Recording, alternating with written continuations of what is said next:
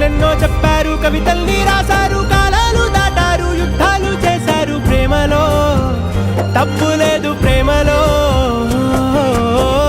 వేల వేల వెన్నెలంత మీద వాలి వెలుగునంత మోయమంటే నేను ఎంత రే.